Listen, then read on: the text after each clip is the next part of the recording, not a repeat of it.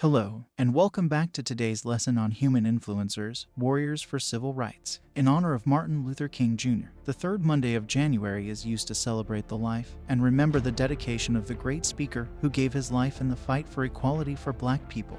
The birthday of this impassioned individual is now an official holiday in the U.S. You have probably already heard a lot about MLK, the famous "I Had a Dream" speech, his fist raised in the air as a symbol of unity, the image of him delivering a fervent call to inspire atop the wide white steps of the Lincoln Memorial. But you may not be so familiar with some of the smaller acts, which had astronomical effects and results in his campaign aiming at the discrimination against people of color in the U.S. and around the world. Let's start with one of the first organized protests King assembled.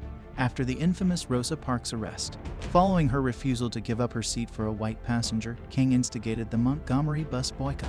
Throughout 1955 to 1956, he led a boycott of all the city's buses, declaring in a meeting that we are going to work with grim and bold determination to gain justice. After a month, it was decided that the boycott would be extended, and actually ended up lasting for a whole year. Finally, after bombs planted near his house, violent protests, and national coverage of the events bringing countrywide support, the U.S. Supreme Court declared that segregation on public buses was unconstitutional, disbarring the rule for segregated bus services. In 1957, King helped to co-found the Southern Christian Leadership Conference, or the SCLC. This became a key organization in the civil rights movement, with King becoming its first president.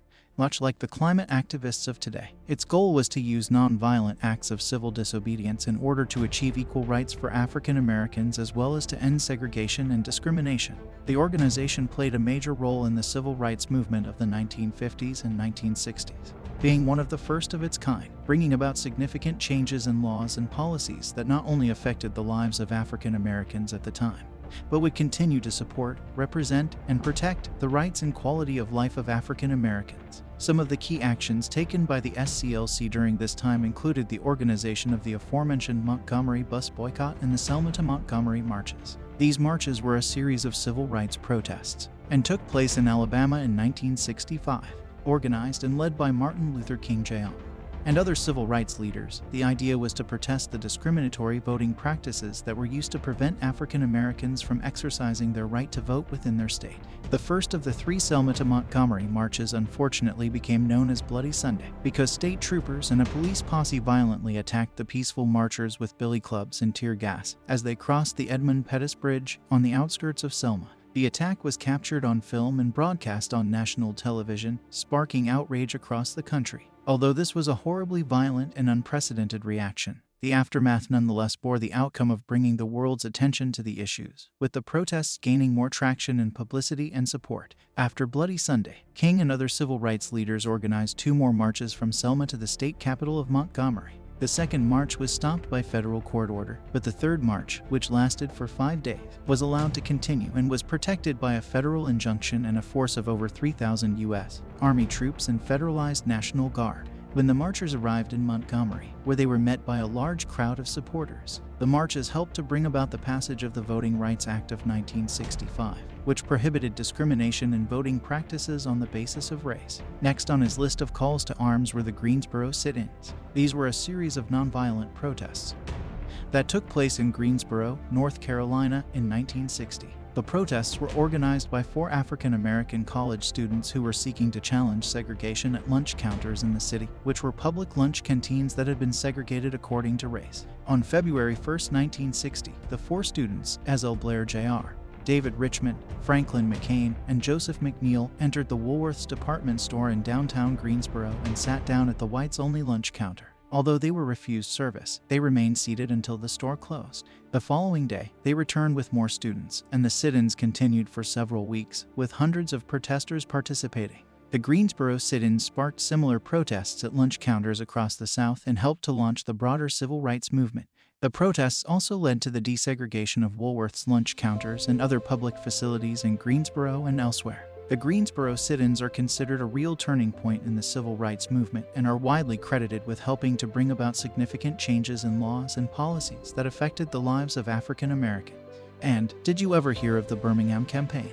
These were a series of civil rights protests that took place in Birmingham, Alabama in the spring of 1963. Again, organized by the SCLC and led by King. The goal of the campaign was to bring about an end to segregation and discrimination in Birmingham and to secure equal rights for all African Americans. The campaign included a number of protests and acts of civil disobedience, including boycotts, sit-ins, and marches. One of the key events of the campaign was the Children's Crusade, in which hundreds of African American schoolchildren participated in marches and protests. The campaign also included the use of jail no bail strategy, in which protesters willingly allowed themselves to be arrested in order to overcrowd and burden the city's jails. The Birmingham campaign was met with violent resistance from authorities and segregationists. On May 3, 1963, police turned fire hoses and police dogs on protesters, including children, in a confrontation that was widely televised and brought national attention to the movement.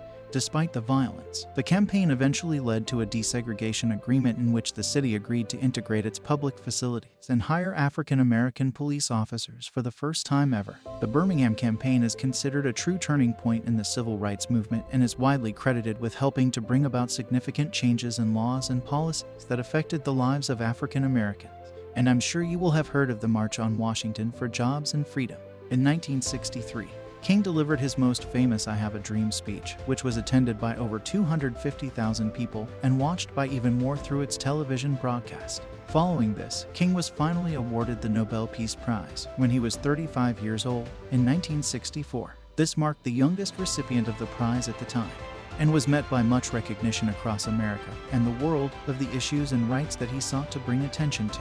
His Nobel Prize was followed by some big wins in the civil rights movement, including the passage of the Voting Rights Act of 1965, which helped secure the right to vote for African Americans in the voting polls. Before this, the Civil Rights Act of 1964 was passed. This outlawed discrimination of any sort, such as on the basis of color, religion, sex, or race. It meant that people could not be turned away in public accommodations because of who they were or where they came from, and marked a huge change in American culture and daily life.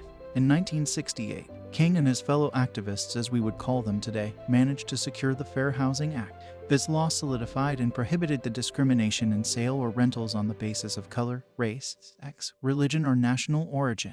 Before this, whole sections and neighborhoods were being blocked out from access depending on what color your skin was.